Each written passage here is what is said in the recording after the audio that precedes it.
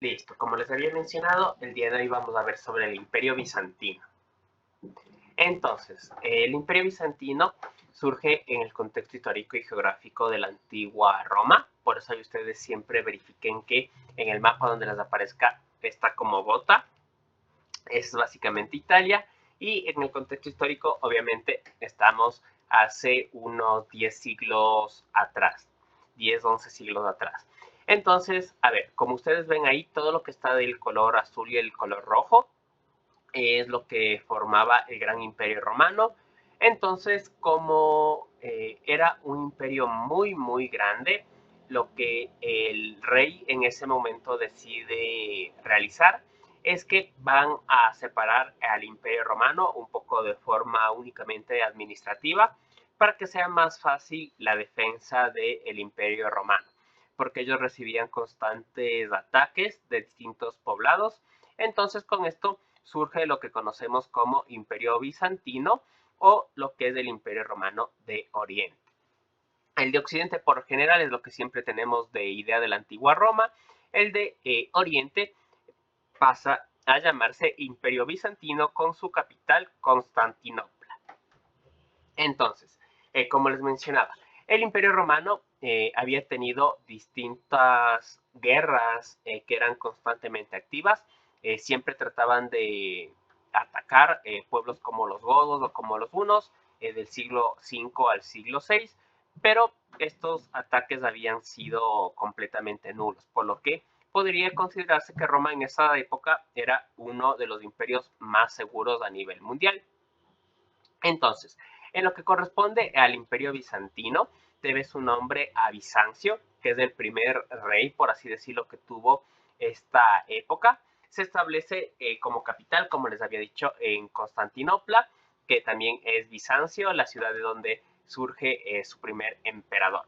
Entonces, dentro de uno de los elementos más importantes tenemos que comienza a construirse una identidad, por así decirlo, como imperio propio.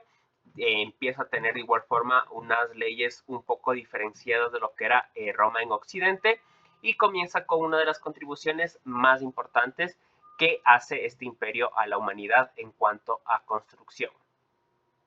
Entonces, algo que se debe tener muy en cuenta es que el Imperio Romano, como les había mencionado, al ser tan grande, es que comienza esta división para tratar de tener más fácil su administración política, económica y de defensa. Pero Justiniano en este caso es quien quiere volver a unir al antiguo Imperio Romano debido a que ocupaba una posición muy muy estratégica, como ustedes pueden ver aquí en la imagen. Básicamente Constantinopla y el Imperio Bizantino era el centro de todo el mundo, entre comillas, que se conocía en esa época, por lo que para Justiniano se estaban perdiendo grandes recursos económicos y por ende él quería volver a unificar lo que fue el Imperio Romano. Entonces, dentro del Imperio Bizantino se trató de volver a recuperar o a volver a formar lo que fue el Imperio Romano, pero esto básicamente fue misión imposible, debido a que básicamente el Imperio Romano en Occidente había caído, esto por una decadencia política, económica, militar. El Imperio Romano en Occidente cayó, entonces, el único que sobrevivió fue el Imperio Bizantino y pues siguió existiendo por muchos años después de lo que fue la caída del Imperio Romano en Occidente. Entonces, ahí vemos básicamente lo que quería lograr Bizantino, pero eh, no lo llegó a conseguir. Dentro de las obras más importantes, como les mencionaba, tenemos la iglesia de Santa Sofía, que fue construida entre el 532 al 537. Este está ubicado en Constantinopla, que fue la capital del imperio.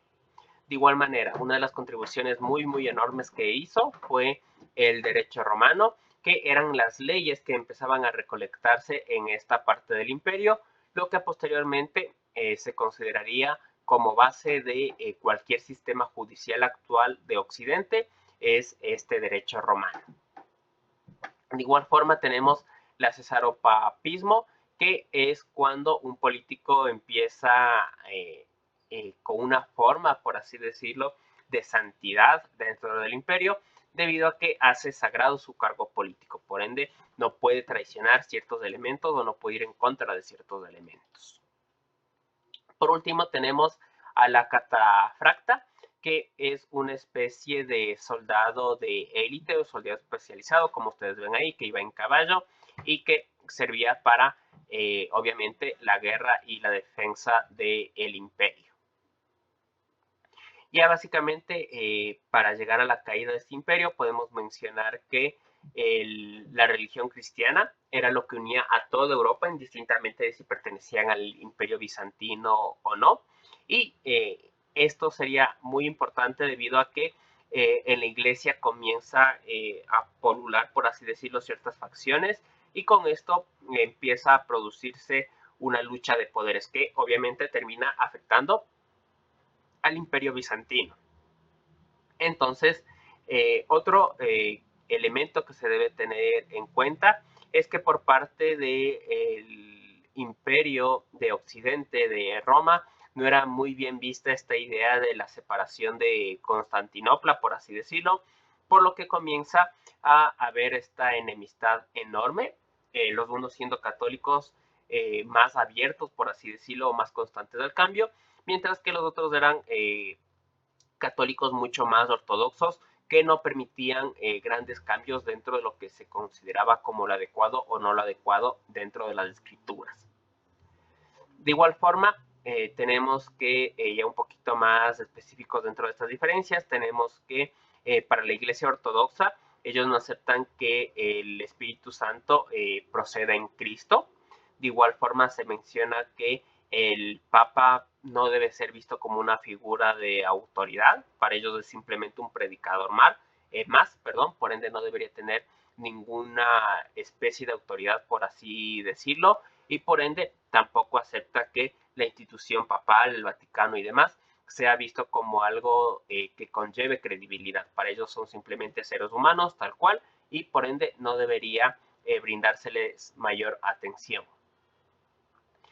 Por último, podemos mencionar que fue los otomanos quienes terminan por dar muerte de alguna forma al imperio bizantino. Esto surge en el siglo XIV, básicamente en el año 1453, es cuando ellos ya logran tomar Constantinopla y supone el fin de uno de los imperios más importantes y más largos que ha tenido la humanidad, como lo ha sido el Imperio Romano, y en este caso específicamente que vimos o analizamos específicamente lo que hace referencia al imperio bizantino, que es el imperio oriental de lo que fue Roma.